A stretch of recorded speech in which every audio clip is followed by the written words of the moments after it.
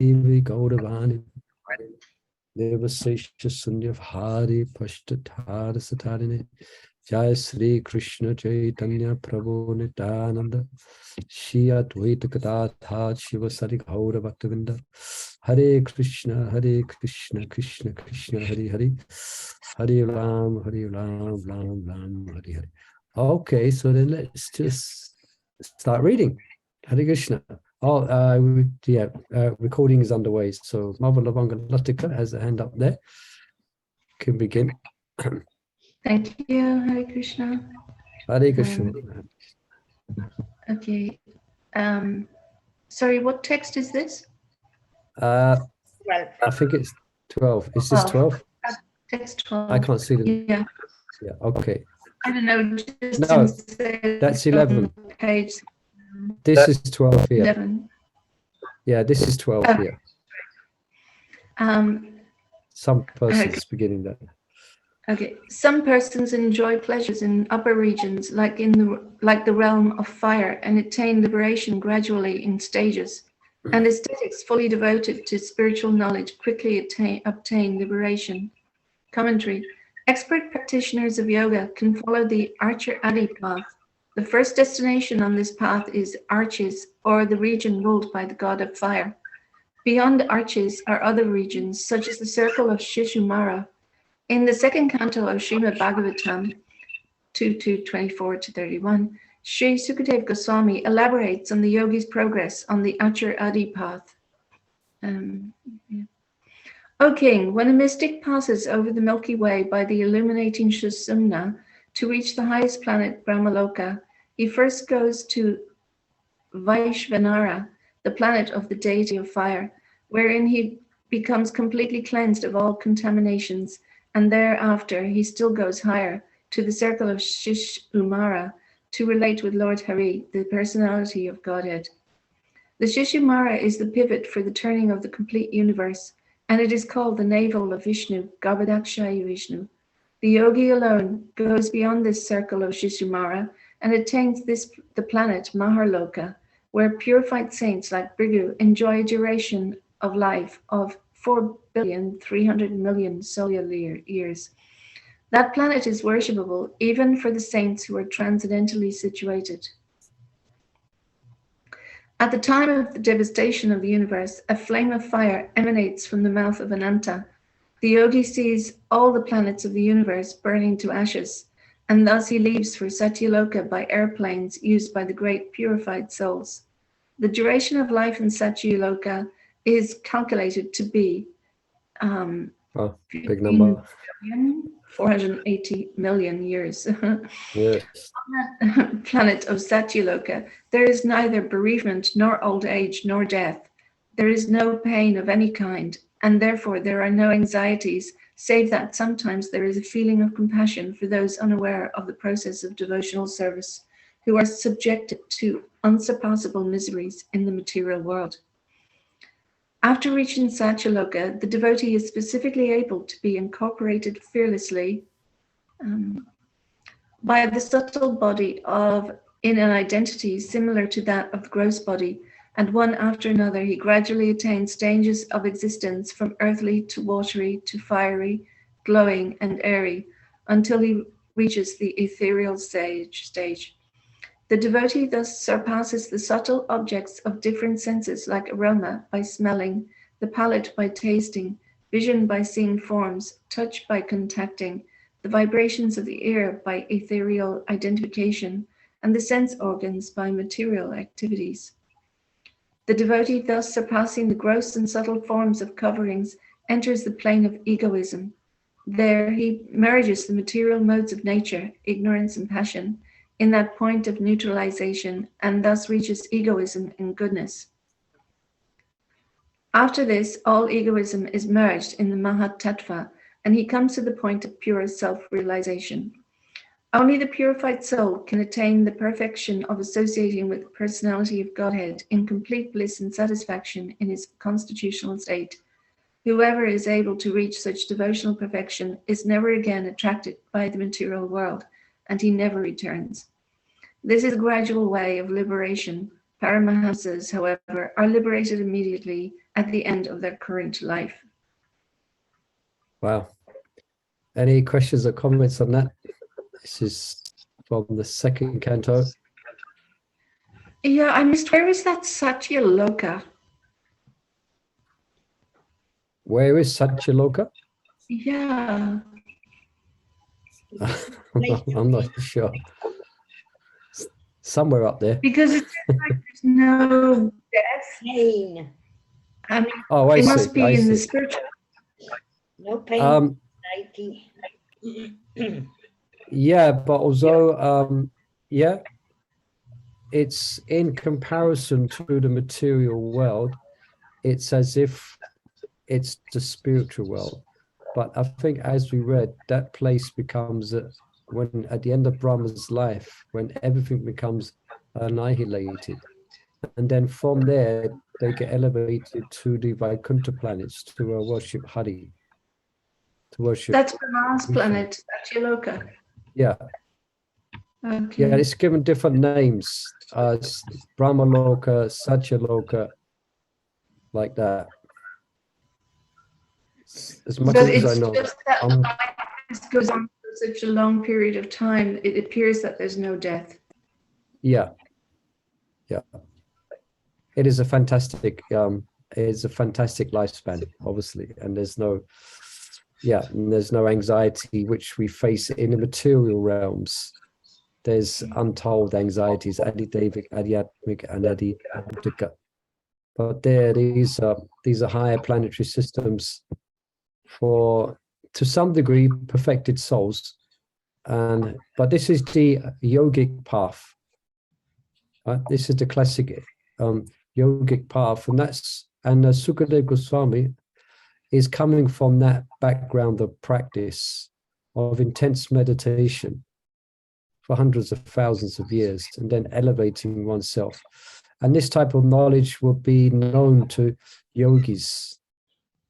They would know these types of knowledge about different times to leave the world, through the light or through the dark phases of the moon or the light phases of the moon. And entering into these realms, as we read, they actually experience different levels of purification. Like, interesting, the one here, or the fiery, to enter the sun god, it was mentioned, wasn't it? Because sun or heat it does purify, like heat purifies metals. Yeah, if you have gold, then to purify it, so just the gold remains, and the other metals that may be there become evaporated.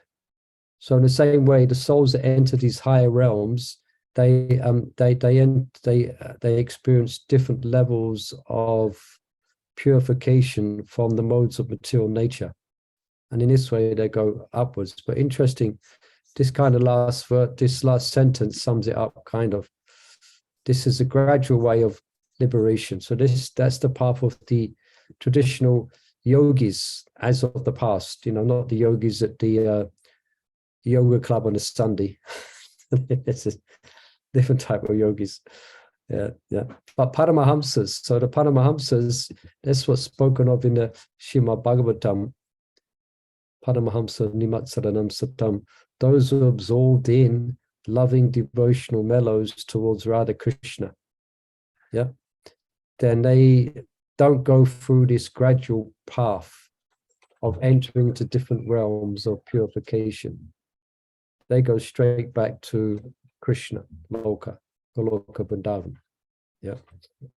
Because actually they develop of course, depends on different stages of development, but they develop their relationship with Krishna even within the material body. Oh, disappeared. We might come back in a minute. So the purification for a devotee goes on while practicing bhakti within the material realm, and they become purified through chanting the holy name. So there's no need to. So therefore, they're not going to go through all these different planetary systems for different levels of purification. They get purified through chanting the holy name. Goloka Prema Dana. And that purification will naturally give rise to attraction to Krishna. So, and for some it may be, it depends on it depends on each devotee, but they may realize or experience Krishna in this life, in this material body, but that body will become spiritualized after that. Or they may, and speaking about now the perfectional stages of bhakti, or they may realize their relationship with Krishna while they're going through the throes of death. Yeah, because they will very intensely meditate upon Krishna. But they will go back, what I'm trying to say is they go back to devotees of the Lord. It doesn't matter, they mentioned Bhagavad Gita as well. Krishna mentions that it doesn't matter when a devotee leaves, in the dark phases of the moon or the light phases, they're just dependent upon Krishna. So whether they die on January the 4th or December, whatever day, night or day, it's not relevant to a devotee. They're just attached to Krishna. Yeah. So I think that's what Sanatana Goswami might be speaking of next, coming up. Any questions or curiosities on that? Okay. Perhaps let's Mother Sahachari, you have your hand up there. You can read text 13. There's quite a long purple there. Anyone else would like to read? You're quite welcome to put your hand up. And Text 13. But even the devotees of the personality of Godhead, who still have material desires, can enjoy the pleasures they wish and then become fully purified and go to the Lord's abode. Commentary. Wow. Well, let's hear about this commentary quick. Carry on, Mother. Yeah. Vaishnava devotees are more elevated than non-devotee Paramahamsas. Even a devotee burdened by material desires is in a better position than an impersonalist free from such desires. Still, just as both karmis and jnanis are distinguished in terms of their relative freedom from ulterior desires, so also are bhaktas. Most karmis and jnanis can approach perfection only gradually. Only a few Paramahamsa jnanis achieve immediate liberation. Similarly, though all Vaishnavas are sure candidates for ultimate perfection, the Sakama Bhaktas, those whose devotion to the personality of Godhead is mixed with desires to control and enjoy, must first become purified. Still, although Sakama Bhaktas need further purification to qualify for entry into the kingdom of God, they should never be considered subject to the laws of material nature like the karmis and jnanis. As stated here, Sakama Bhaktas live happily in this world, free from material restraints, swaycha. They are at liberty to visit all the regions of this world, including the highest planets, beginning with the Mahar. They can even reach the subtle stages on the Achir Adi path, and they can attain the Vaikuntha realms within this universe like Svetadvip and Ramapriya. Avoiding frustration from the deficiencies and miseries that taint every material situation, Sakama Bhaktas find happiness in this world, Sukha Bhogan. Srila Sanatana Goswami uses the word Bhunjana, enjoying in a form of the present tense to indicate that even while Vaishnavas are finishing up their last enjoyment of the material world, the power of the Lord's devotional service purifies them enough to demolish all obstacles in their hearts. Their material business finished, they then achieve the Supreme Lord's eternal abode. Okay, perhaps we better just pause there. Is there any questions on this? Yeah, I mean, it seems a little bit contradictory, enjoying materially and doing devotional service. I don't know how compatible those two things are. That's why I thought we'd better stop and ask the questions here. It does seem like that. Anyone else like perhaps to offer a explanation of Mavalavanga's curiosity or question?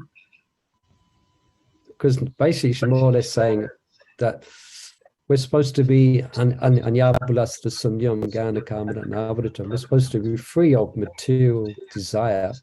But here it's speaking about Vaishnavas who may still have a desire to enjoy to one degree or another. Then Krishna will facilitate that, but they still progress and become free of those. Would it be okay to say, like in this case where Krishna is fulfilling your material desires and you're also engaged in Krishna consciousness, that because Krishna is arranging those material desires for your purification, to purify you of those desires, he fulfills your desires in a way that you don't actually want the thing anymore, or you don't see the value in it. They're not actually on the material platform totally. They are, in fact, still under the arrangement of Krishna for his devotee. So they're not actually totally material. Would that be true? Yeah, it sounds like you've been reading Srimad Bhagavatam, that's for sure, because that's how it's described like that. There's one verse, I can't recall it now, but it describes that the Lord fulfills the desires of a devotee who worships him that way. The Lord fulfills the material desires of a devotee. But as Mahalavanga correctly said, he fulfills them in such a way that he or she becomes kind of adverse or disgusted and turns away and doesn't want them anymore. Yeah. The way that Krishna fulfills it. An example perhaps we could give is Dhruva Maharaj. He was worshipping Krishna with material desires, but after contacting Krishna, he felt very, very embarrassed. And the desires which he had, he on approaching Krishna, upon getting the mercy of Krishna, then he was detached from those desires. So it seems like Krishna's going to manage the material desires of a devotee. That's the important thing to emphasize. This person is devotee. They are Vaishnava. And the Vaishnavas are so dear to Krishna that even if they do have material desires, then the Lord is going to fulfill it in such a way that, there's a verse that describes in Chaitanya Charitamrita, I think it's teachings to Rupa Goswami or Sanatana Goswami, that if a person worships me and they're to fulfill material desires, then they're very foolish, actually. They are just like someone who gives up nectar to drink poison. Somebody gives up nectar to drink poison. Then Krishna says, since I am very intelligent, then I will give them my lotus feet and make them forget material desires that they have. And that's what happened with Dhruva Maharaj. So reading this verse and commentary, we shouldn't come away thinking, oh, it's fine, I can go on with my material desires because Krishna's going to take me back to Godhead. No, that would be like a materialist. It's a deep subject. I can't actually claim to know a complete definition of it, but I think, as Mother Lavanga Latika said, and I'm reminded of verses from the Srimad Bhagavatam. Yeah, basically they are devotees, but they are sakam devotees. They are not nishkam devotees. So because they're devotees, then the Lord's going to manage their misdirected desires in such a way that eventually they will only desire Krishna. And Krishna may see it fit. So Krishna may, so Krishna may see it fit or serve his purpose to fulfill the material desires of his bhakta. But he will do it in such a way that they won't ask for that same thing again. they will become Tomakinchana Gochara. They will be fed up with the material world. And they just desire Krishna's lotus feet. So Krishna will manage it in such a way. Yeah, and that's Krishna's kindness. Yeah. Any other comments or questions about that? Yeah, Sakam Bhaktas. Yeah, and perhaps we'll read a bit more. I think it's very interesting. I'm sure Simon's going to bring up more on this subject. Perhaps we can, because the purple's relatively large, so perhaps we can read a verse in purple each. Mother Sahachari, you'd like to read the next one? Text 14. Okay. And again, if anyone has any questions, you can try writing in the chat, but we don't use that often. But you can if you want, and I'll check that. Or you can simply unmute and ask. Okay, carry on, Mother Sahachari. Yeah. Text 14. That abode, Vaikuntha, is made of concentrated ecstasy and pure consciousness. Even for liberated souls, it is difficult to attain. But the Lord's devotees who are free from selfish desires reach it at once. Commentary. Mother Uttara now tells her son Parikshit what she understands about the transcendental nature of Vaikuntha. Parikshit has heard similar general descriptions of the Vaikuntha atmosphere from Shukadeva Goswami in the 2nd and 10th canto of Srimad Bhagavatam. What to speak of the celestial demigods empowered to rule over mundane creatures? In that transcendental state, there is no supremacy of devastating time which controls even the demigods themselves, nor is there the mode of material goodness, nor passion, nor ignorance, nor even the false ego, nor the material causal ocean, nor the material nature. The transcendentalists desire to avoid everything godless, for they know that supreme situation in which everything is related with the Supreme Lord Vishnu. Therefore, a pure devotee in absolute harmony with the Lord does not create perplexities, but worships the lotus feet of the Lord at every moment, taking them into his heart. Bhagavatam 2.2, 17-18. Very much satisfied with the penance of Lord Brahma, the personality of Godhead was pleased to manifest his personal abode Vaikuntha, the supreme planet above all others. That transcendental abode of the Lord is adorned by all self-realized persons, freed from all miseries and fear of illusory existence.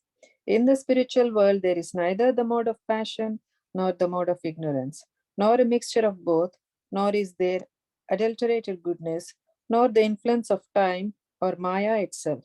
Only the pure devotees of the Lord, who are worshipped both by demigods and by demons, reside in the spiritual world as the Lord's associates. Bhagavatam 2.9, 9.10. After deeply considering the all-merciful Supreme Personality of Godhead, Hari revealed to the cowherd man his abode which is beyond material darkness. Lord Krishna revealed that indestructible spiritual effulgence which is unlimited, conscious, and eternal. Sages see the spiritual existence in trance when their consciousness is free of the modes of material nature. Bhagavatam 10, 28, 14, 15. Now, in the text 14 through 19, Uttara similarly explains in a general way the transcendental existence of Vaikuntha. The Lord's impersonal effulgence faintly reflects the spiritual atmosphere of Vaikuntha, which is the fullest manifestation of the absolute truth.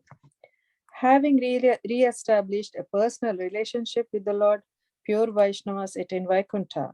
Impersonalists, however, best attain the Brahma Jyoti effulgence, where they realize their eternal existence without knowing their relationship with the Lord or the ecstatic pleasure that comes from serving Him in that relationship. In other words, the Vaikuntha atmosphere is a super intensified version of the Brahma Jyoti sky, and thus the life enjoyed by the Lord's devotees in Vaikuntha is much more wonderful than the comparatively insignificant pleasure of merging into the Brahma Jyoti. Okay, so we've got a step up now. Now we've gone to Vaikuntha. Now, speaking about Vaikuntha, any questions about Vaikuntha? The place where there's no anxiety. It mentioned here it's it's made of concentrated ecstasy. So we can understand it by, how can we understand it? Here we're reading about it. And it's by negation that we can try and comprehend what that atmosphere is like. So, okay, what do we negate? So there's no modes of nature.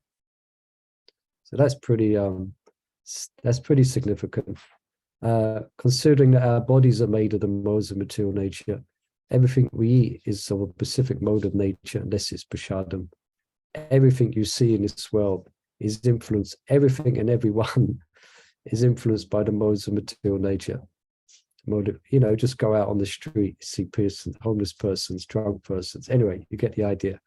So no modes of nature. Yeah. And no time and no maya at all. Everyone is purely engaged in worshipping. And this is Vaikuntha, worshipping the Lord.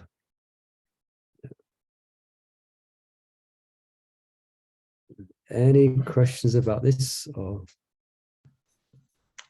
You will get all comments? that plus extras when you go to Goloka Vrindavan. One will get all, say again. Get all that and extra by seeing Krishna, Radha and Krishna back home. Yeah. Yes. And here, this is different degrees of covering of our original relationship with the Lord, that we are covered to different degrees, and we are living in the world which is covered with different layers of material elements. The biggest one being the false ego. Yeah, so this is describing now the place where there is no contamination. Yeah. All right, let's read on. Let's Anupama, Mother, you could read text 15. It's a short purport, so you could go on to text 16 as well. Okay, Hare Krishna. Hare Krishna. The pure devotees living in Vaikuntha enjoy forever in varied ways of happiness of directly serving Sri Krishna's lotus feet. In comparison, the nectar of liberation appears condemned. Commentary. For the residents of Vaikuntha, God is not a distant abstraction. They see him always and serve him directly. From them, that service never tedious or degrading, but is always sheer enjoyment. Text 16. Yeah.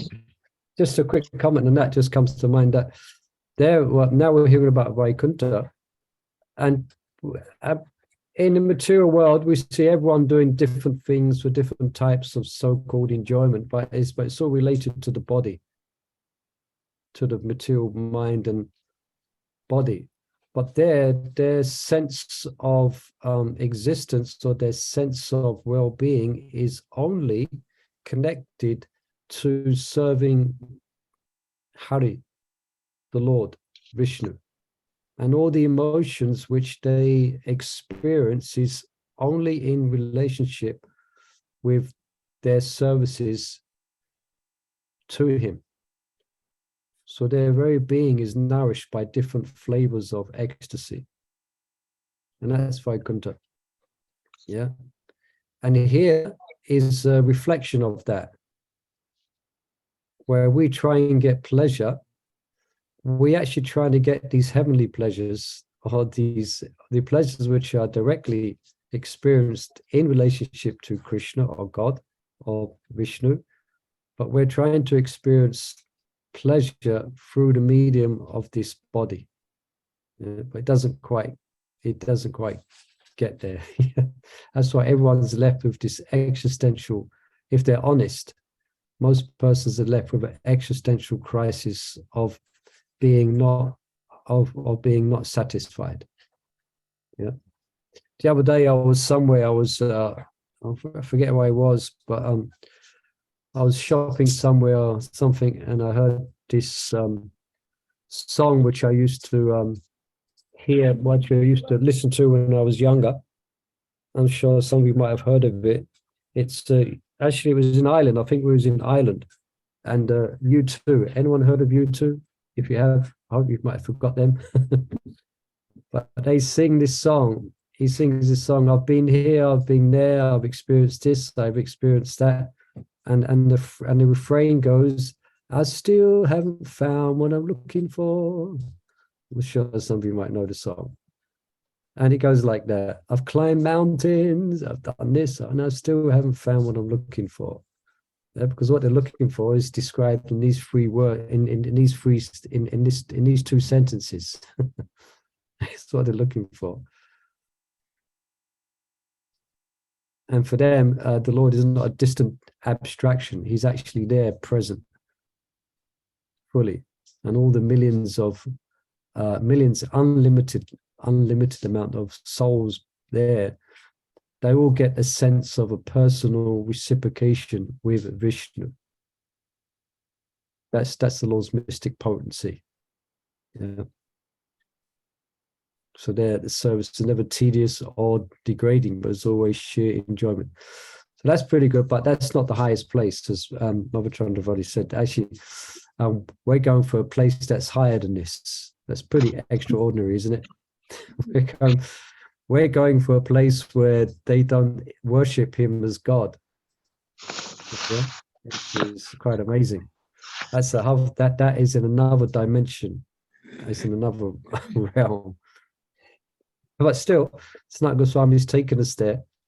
He's explaining Vaikuntha. Yeah. Yeah. Yeah, you can read on, Mother, unless there's any questions out there or comments. Yes.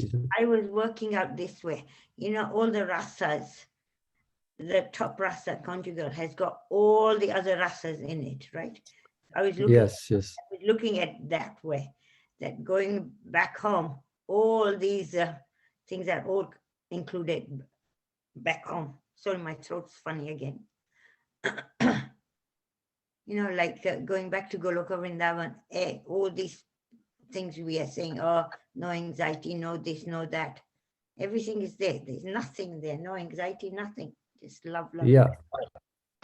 I mean, definitely if it's to, as we read about the Satyaloka, even in these realms, which are still part, you could say, it's not Vaikuntha yet, but Satyaloka, their life is quite fantastic. In a sense, there is no adibotic, adhyatmic.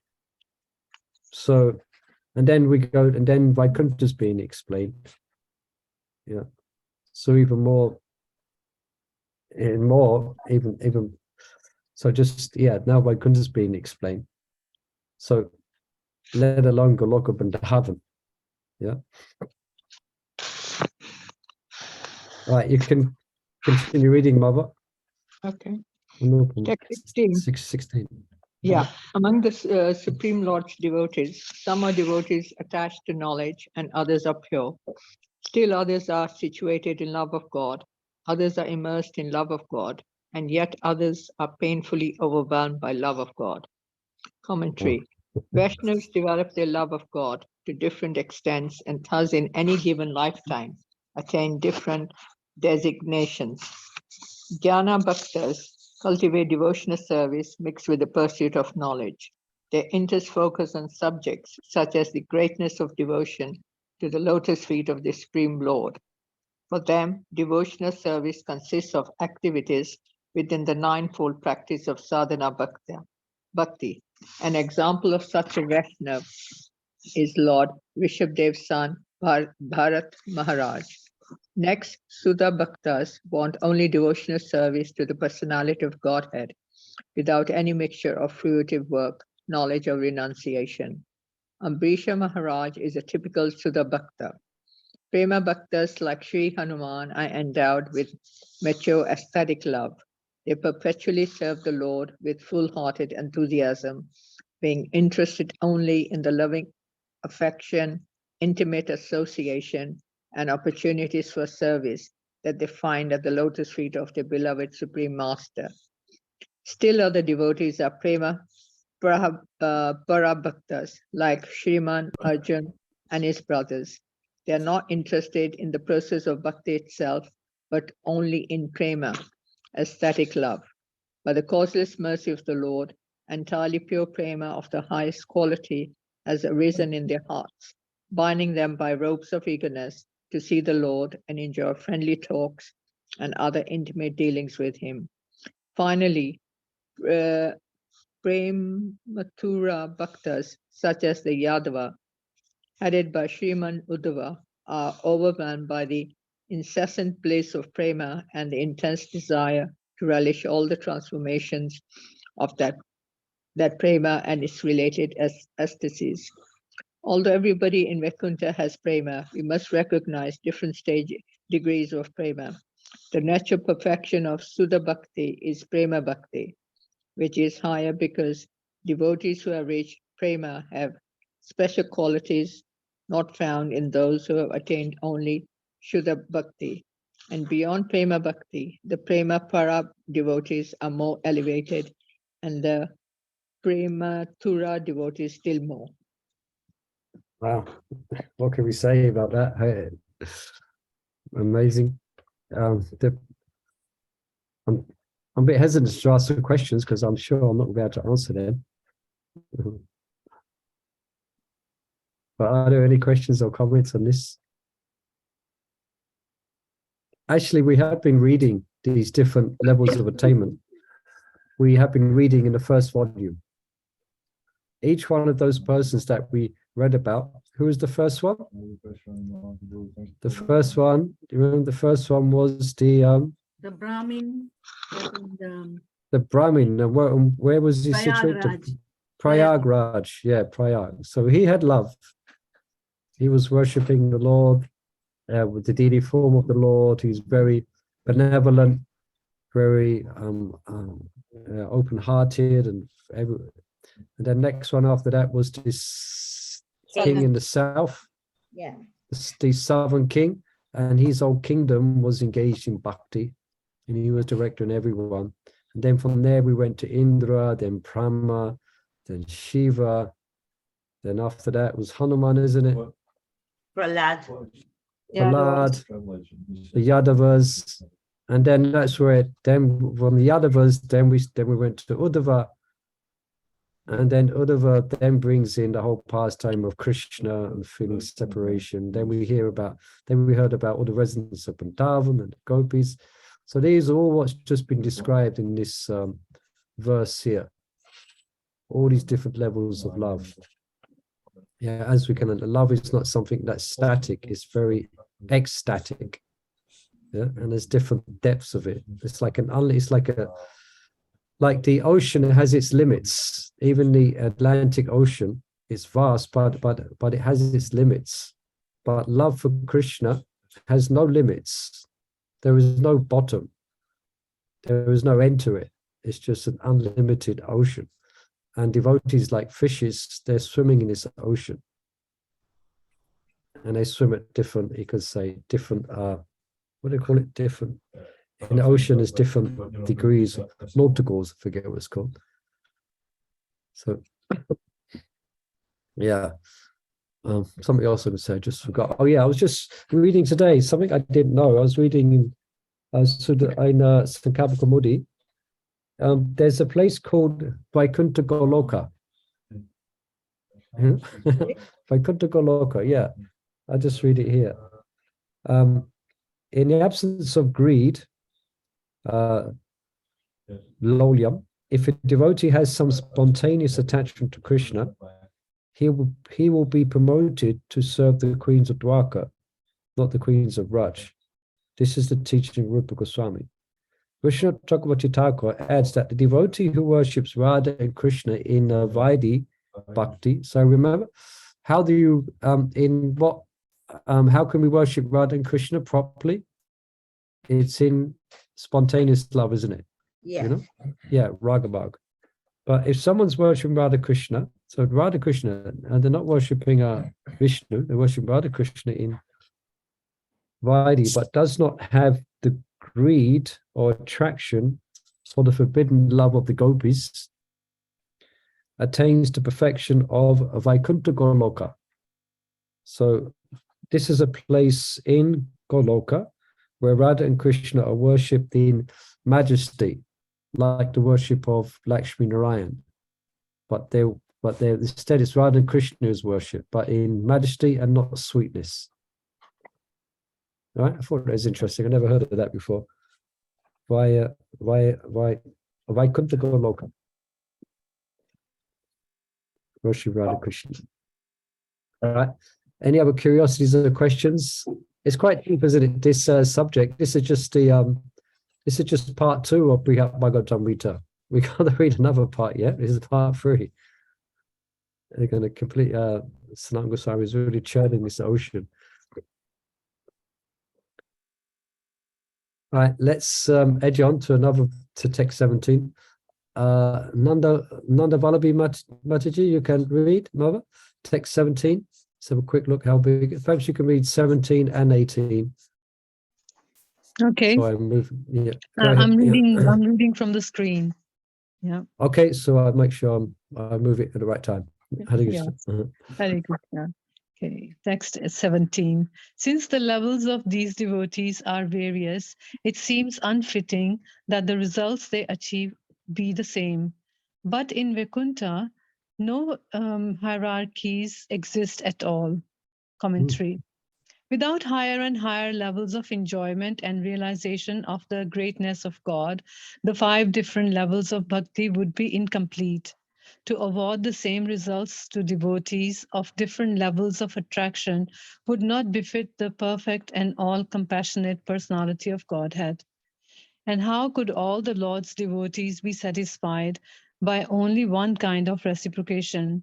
Thus, there is a need for hierarchy in the varieties of devotion and the corresponding moods in which the Lord reciprocates.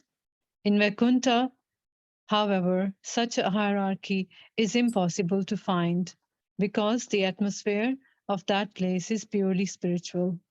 All right, let's just pause here for a minute. Let's try and this is very interesting, isn't it? We just heard about different hierarchies, but in Vaikuntha, no such things exist.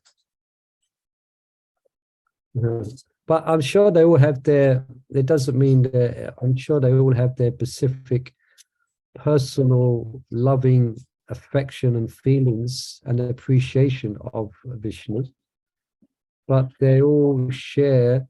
We could say, well, there's no hierarchies. So all of them, we could say, so that means they share a similar level of affection.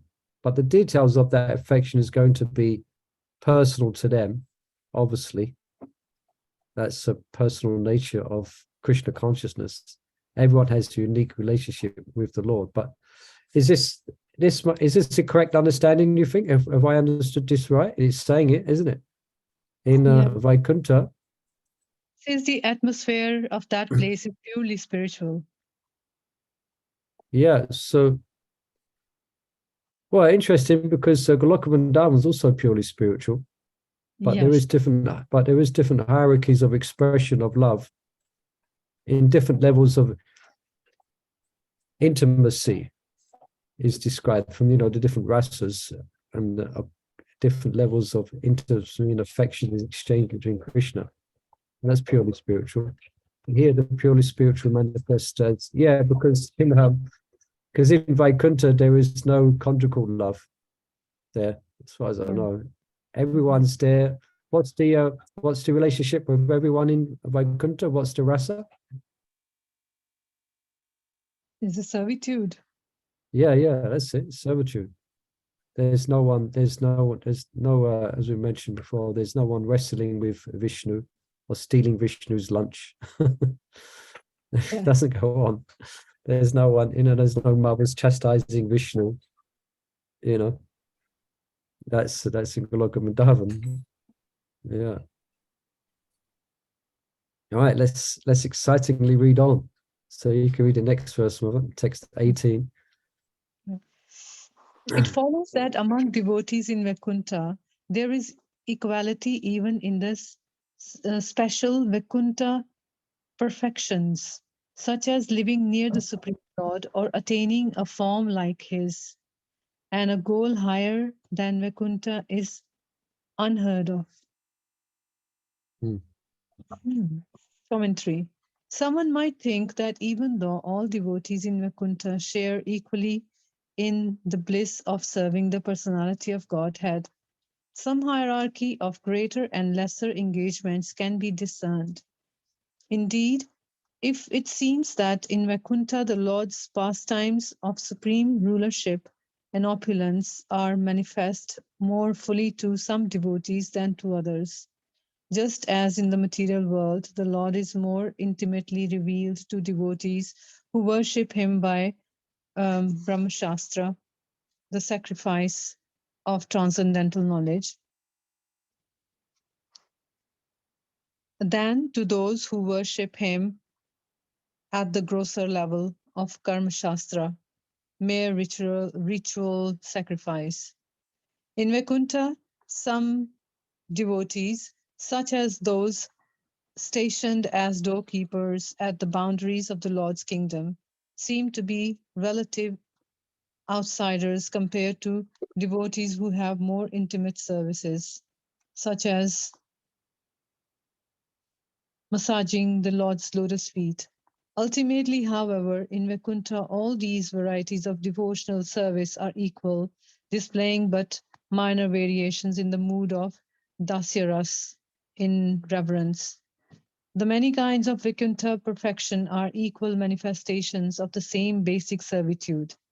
Those perfections include Sarupya, having a transcendental body with 4 arms and other features like the Lord's, and Samipya, living close to the Lord as one of his associates or servants.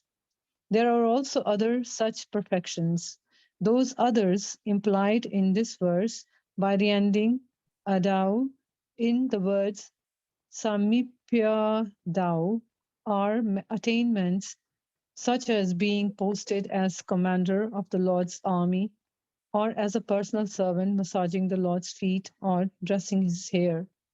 The perfection of Sayujya, merging into the existence of God, is prized by impersonalists, but is not found in Vaikuntha.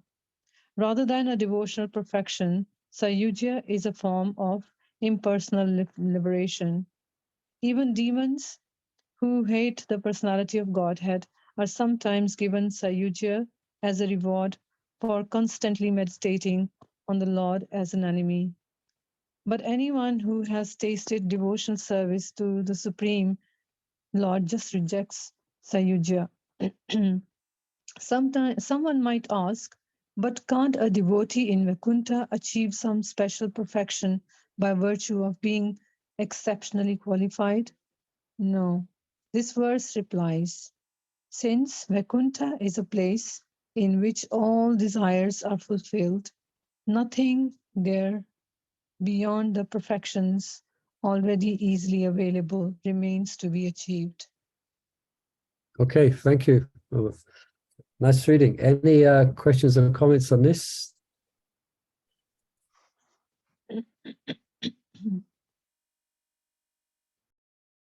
Well, first of all, as here, residents of Vaikuntha, they haven't heard it, and the goal hiding Vaikuntha is unheard of.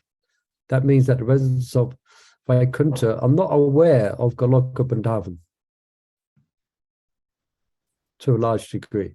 That's why it's very wonderful how Sanatana Goswami has written this Brihat Bhagavatamrita, because in the final volume, we're going to see Gopal Kumar, who's going to go to all these different places. And those who might know the outline of the story, that he never feels satisfied.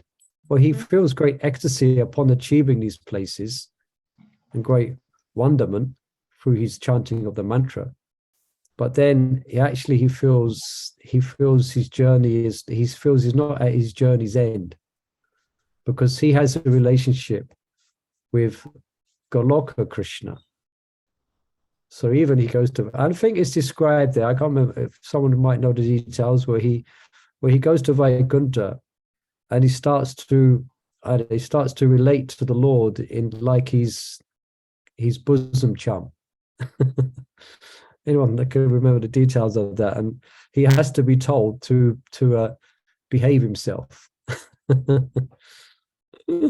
These things we don't do here. Everyone is strictly worshipping in reverence in Dasharas. So I think perhaps Gopakumar wanted to run up to Vishnu and embrace him and or whatever. Anyway. So yeah, just keep this in mind. What we're hearing described now, we're going to hear more about these different realms as Gopakumar will go to these different places. So it's really wonderful how Sanatana Goswami builds up this wonderful drama, this wonderful, wonderful pastime. Right. Any other questions or comments on this? A lot of this is beyond me. I can't really give much commentary on a lot of these things here. If you have any questions, you can ask. If not, we can read on. All right. So we need another reader. Perhaps I can have a go at reading. No hands up there. So text 19, is that right? Text 19, yes. Of course, all the devotees in each... Oh, well, that went quick. We've only got 3 or 4 minutes left. So, of course, all the devotees in each distant region of Vaikuntha are completely happy, for they have achieved what by their own specific natures they desire. Commentary.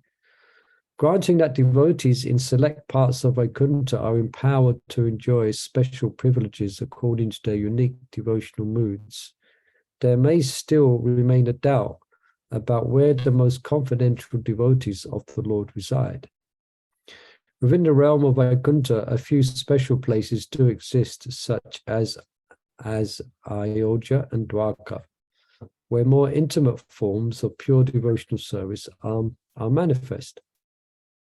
For each replica abode of the Lord on earth, there is an original abode in Vaikuntha.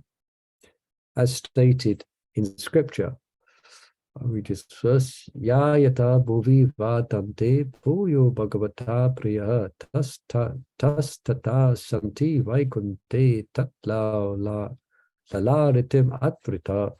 On this earth, there are many sacred cities dear to the personality of Godhead, and all of them also exist in Vaikuntha, where they are revered for their importance in the Lord's various pastimes. Mother Uttara is speaking as if the liberated devotees of Vaikuntha represent all 5 varieties of Vaishnavas: Jnana Bhaktas, Sudha Bhaktas, Prema Bhaktas, Prema Pada Bhaktas, and Prema Mathura Bhaktas. In fact, however, she speaks without much conviction, because as far as she understands, the devotees of Vaikuntha are not divided into such categories. Okay, so this is Uttara, Maharaj Parikshit's mother, who's speaking in this way. Okay, great, I better read on. Text 20. Perhaps we'll just finish on this, have a quick look. Yeah, this is a lengthy purport. Let's just read this one for today. They have all attained the ultimate limit of happiness, each in his own kind of ecstatic reciprocation of the Lord. But what place is destined for the exceptional devotees of the performer of their rasa dance?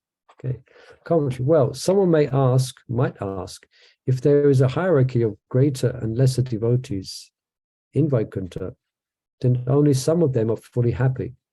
Is that proper? Aren't devotees of the Supreme Lord, especially those who have attained Vaikuntha, greater than mere liberated souls? Don't they enjoy the highest happiness above that of liberation? The current verse clears this doubt. All the residents of Vaikuntha enjoy incomparable happiness, but some gradations of happiness still exist, because each devotee relishes a mixture of ecstasies that make up his individual devotional mood, or rasa. It is natural, therefore, that according to a devotee's stahi bhav, the predominating mood of his ecstatic rasa, he receives a particular degree of any kind of happiness. Nonetheless, each devotee thinks that his happiness is perfect and complete, because it exactly suits his personality. Having acknowledged this, Mother Uttara next expresses her own doubt about the devotees of Krishna, whose spontaneous love for the Lord is greater than all other varieties of prema. In Vaikuntha, there is a special place. In Vaikuntha, is there a special place where those devotees can enjoy the supreme happiness they deserve? All right, so now she's getting curious. And so obviously the question is going to be, the answer is going to be Goloka Vrindavan. Let's read on. Within Uttara's question are the following implications. The Sudha Bhaktas, in their worship of the Supreme Lord, enjoy greater ecstasy than the Jnana Bhaktas. But as the devotees in Vaikuntha find themselves in a hierarchy that would normally cause envy, quarrel, and other kinds of conflict, those devotees are free from jealousy and other faults, which are the root cause of pain and lamentation. Without this purity, they could not reside in Vaikuntha. All right, so that's what it meant earlier, the verse when it said that place is pure, meaning there's no envy between the servants of the Lord. Some may be massaging his feet, some may be doorkeepers, but there's no envy of their different positions. They're all completely satisfied. Yeah, we should remember that actually. Let's just see how far it's got up. It's a long purple. Perhaps we can stop mid-purple. We can come back to this. Let's not rush it through. I'm just thinking sometimes it's good for us to keep that in mind in our services within the temple. You know, as we mentioned a little bit at yesterday's Pujari Sangha, you know, some devotees are putting the flute on Krishna, putting his peacock feather on. You know, some devotees are emptying the bins, some devotees are cooking, you know, and sometimes, you know, every service is perfect. Every service is perfect and complete in itself because it's all service for Krishna. So it's good to understand that and to appreciate that. And hopefully we shouldn't be feeling envious of those who are emptying the bins. Or envious of those, let's take it the other way. We shouldn't feel any envy of those who are dressing Radha Krishna. Or for those doing the transfer, shouldn't feel any envious for those who are cooking. And those who are cooking shouldn't feel envious for those who are dressing. And those who are dressing shouldn't feel any envy for those who are doing other services, etc. So anyway, envy doesn't go down very well in the spiritual world. Anyway, so something to meditate upon. All services are perfect, complete in themselves, and Krishna's fully manifest there according to our surrender to that particular service. All right, so let's pause there, mid-purple. Did I stop in the right place? Where did I stop reading from? Can anyone? It's here, wasn't it? We can start fresh next time, can we not? The whole. Oh yeah, that's a good idea. We've only read a little part. So let's start fresh from this text here. Okay, thank you everyone for joining us for this very, very exciting reading, this journey into the Vaikuntha. So now we will Vaikuntha in the spiritual realm. So thank you for joining us, and please join us next week. Any day we have these readings, Monday, Tuesday, Wednesday, Thursday. Thursday specifically Brihad Bhagavatamrita. We also read from Sankarbha Kaumudi and Bhagavad Gita. Yeah, these 3 books are reading. So please join us, and I hope everyone has an ecstatic weekend in the service of the Lord. Hare Krishna, and hopefully see you all next Monday if you like to join Hare in. Krishna, Prabhu. Hare Bol. Hare Krishna. Hare Krishna. Thank you so much. Hare Krishna.